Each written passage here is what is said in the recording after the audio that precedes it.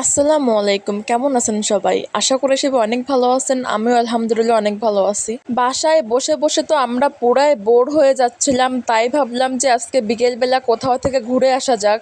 কোথায় ঘুরতে যাওয়া যায় ভাবতে ভাবতে আমার মনে পড়লো পৌর পার্কের কথা, কারণ এই পার্কটাতে তো অনেক দিনে ভিজিট করা হয় না। তাই আম্মু আর আপুকে বললাম যে তাহলে চলো আমরা পৌর পার্ক থেকে ঘুরে আসি। আর আমি এই পৌর পার্কের পিকগুলো পোস্ট করার পর কিন্তু আমাকে অনেকে কমেন্ট করছে যে আপু এটা তো পৌর পার্ক না, এটা তো ডায়াবেটিক্স পার্ক। এটা তো আমিও জানি যে এটাকে ডায়াবেটিক্স পার্ক বলা হয়, কিন্তু এটাকে ডায়াবেটিক্স পার্ক এবং পৌর পার্ক দুটা পার্কই বলা হয়। দুইটা নামেই এ পার্কের পরিচিতি আছে। আর আজকে বিকালের ওয়েদারটা যে এতটা সুন্দর ছিল, আমার তো বিকালবেলা বেরোয় মনটা ভালো হয়ে গেছে। তারপর আমি যখনই আমার আম্মু বা আপুর সাথে কোথাও বের হই তখনই কিন্তু রিক্সার উপরের সিটেই আমার জায়গা হবে। আর রিক্সার উপরে বসলে তো আমার শুধু ভয় লাগে যে আমি মনে হয় কখন থাপ করে পড়ে যাই।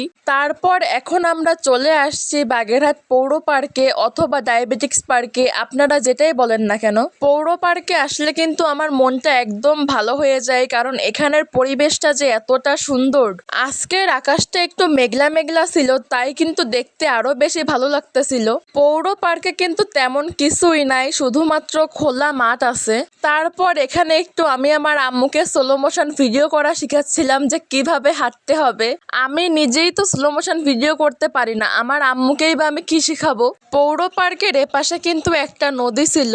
আর এই পার্কটা কিন্তু মর্নিং ওয়াক করার জন্য এবং বিকেলবেলা হাঁটার জন্য বেস্ট একটা জায়গা। পৌর পার্কের যে জিনিসটা আমার সব থেকে বেশি ভালো লাগে সেটা হচ্ছে চারিপাশে গাছপালা, চারিপাশেই রয়েছে প্রকৃতির সৌন্দর্য। তারপর আমরা চলে আসছিলাম ফুচকা খাওয়ার জন্য।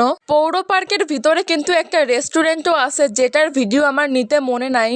পৌর পার্কে আসছি আর ফুচকা খাবো না, সেটা তো কখনোই হতে পারে না। আজকের ভিডিওটা আপনাদের কাছে কেমন লাগলো আমাকে কিন্তু কমেন্ট করে জানাতে একদমই ভুলবেন না। আজকের ভিডিওটা এই পর্যন্তই। সবাই সুস্থ থাকবেন, ভালো থাকবেন। আল্লাহ হাফেজ।